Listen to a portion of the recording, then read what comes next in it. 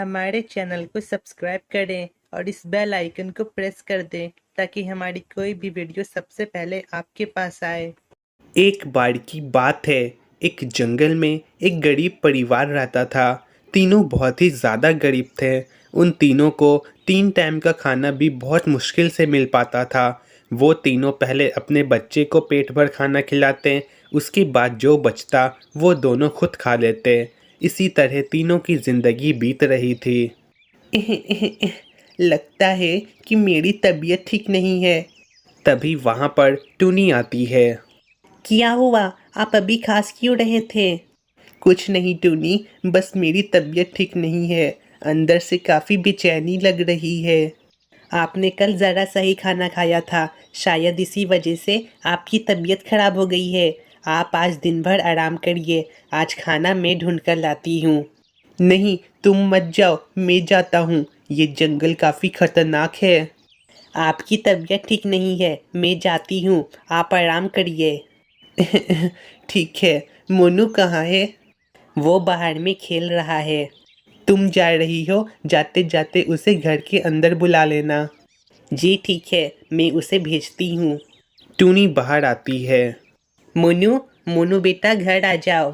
ठीक है माँ, मैं अभी आता हूँ। मोनू घर आ जाता है और टूनी खाना ढूंढने के लिए चली जाती है। चलो मोनू बेटा, तुम खेलो और मैं तब तक थोड़ा आराम कर लेता हूँ। ठीक है पिताजी, आप सो जाइए। मुझे जल्दी खाना ढूंढकर घर जाना होगा। इनकी तबीयत ठीक नहीं है और मोनू भी घर पर अकेला है। तभी टूनी को जमीन पर एक धान का टुकड़ा दिखता है। वाह रहा, मुझे वहाँ पर एक धान का टुकड़ा मिल गया। टूनी धान के टुकड़े के पास आती है। चलो अच्छा है कि मुझे ये धान का टुकड़ा मिल गया। अब मैं जल्दी से घर जाती हूँ। टूनी धान का टुकड़ा लेकर जा ही रही होती है कि तभी उसे दूर में एक बूढ़ी चिड़िया दिखती है, जो कि टूनी को बहुत ही अजीब नज़र से देख रही थी। अरे, वो बूढ़ी चिड़िया मुझे इतनी अजीब नज़र से क्यों देख रही है? जाकर देखती हूँ कि क्या बात है। टूनी उस बूढ़ी चिड़िया के पास आती है। क्या बात है माँ जी, आप मुझे ऐसे क्यों देख रही हैं? सब ठीक है ना? बेटी, तुमने जो धान का टुकड़ा लिया है वो सुबह से वहाँ पर है।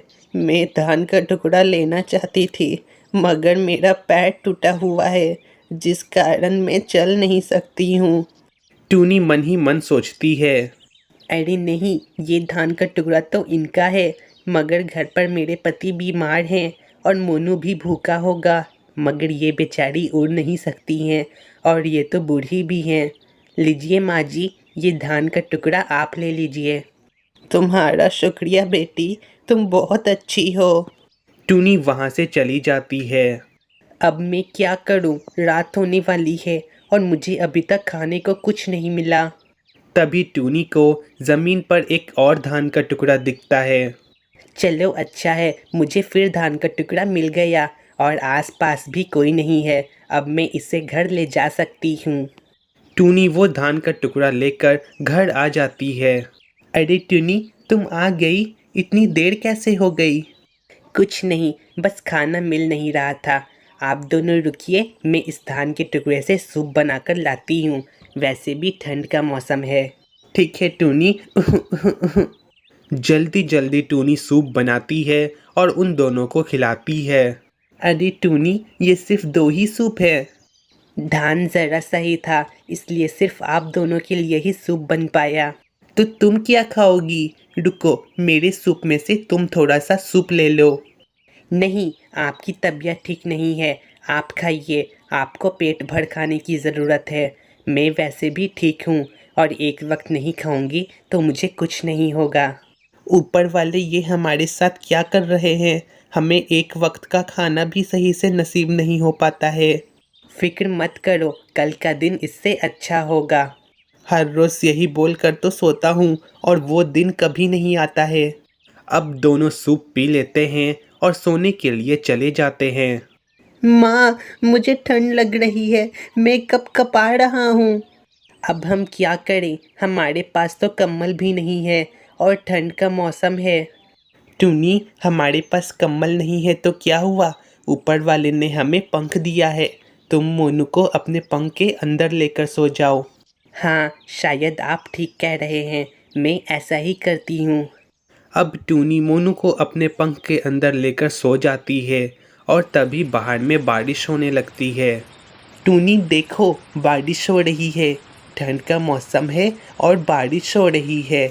पता नहीं ये ऊपर वाले क्या कर रहे हैं, बस हमारे परिवार को कुछ ना हो।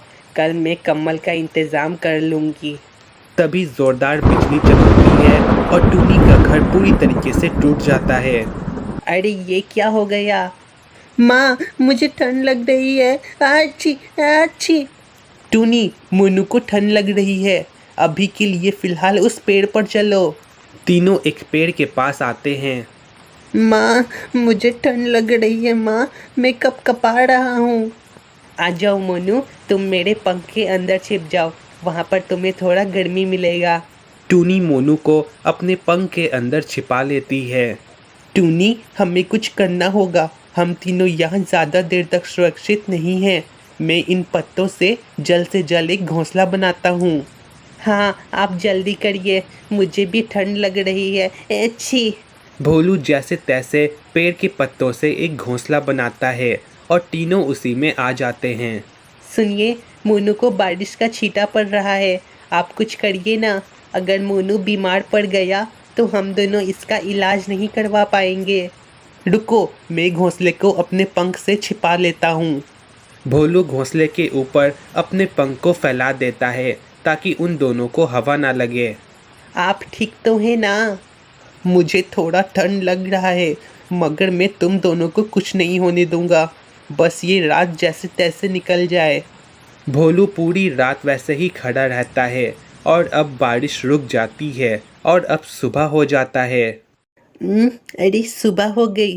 अरे भोलू भी यहीं पर सो गया था। सुनिए सुनिए, उठिए, सुबह हो गई। अरे सुबह हो गई? कल की रात तो किसी भयानक रात जैसी थी। दोनों अपनी जगह पर आते हैं। हमें जल्दी अपना घर बनाना होगा। तुम रुको, मैं घर बनाने का सामान लेकर आता हूँ। तभी वहाँ पर ज़ोरदार रोशनी होती है और वहाँ पर एक बहुत ही खूबसूरत सी चिड़िया आती है। अरे आप कौन हैं? क्यों, तुमने मुझे पहचाना नहीं? जी नहीं, मैं आपको नहीं जानती। मैं एक जादूगर चिड़िया हूँ। मैं वही हूँ जिसकी आपने कल मदद की थी। टूनी समझ जाती है। अच्छा, ये आप हैं। आप वही बूढ़ी चिड़िया है। मैं तो बूढ़ी बनी हुई थी ये देखने के लिए कि इस जंगल में कौन मेरी मदद करता है, और आपने मेरी मदद की। मैं आपके लिए कुछ करना चाहती हूँ। बताइए, मैं आपके लिए क्या करूँ? देखिए, कल तूफान में मेरा घर टूट गया। क्या आप मुझे एक घर दे सकती हैं? हाँ, क्यों नहीं, ये लो। वो चिड़िया एक मंत्र बोलती है और वहाँ पर एक घर आ जाता है। अरे आपका शुक्रिया, आप बहुत अच्छी हैं। अच्छी तो आप हैं जो कल आपने मेरी मदद की थी। और यहाँ पर हमारी ये कहानी ख़त्म होती है और इस कहानी से हमें ये सीख मिलती है कि हमें हमेशा अच्छे काम करने चाहिए। अगर हम दूसरों के साथ अच्छा करेंगे तो हमारे साथ भी अच्छा ही होगा।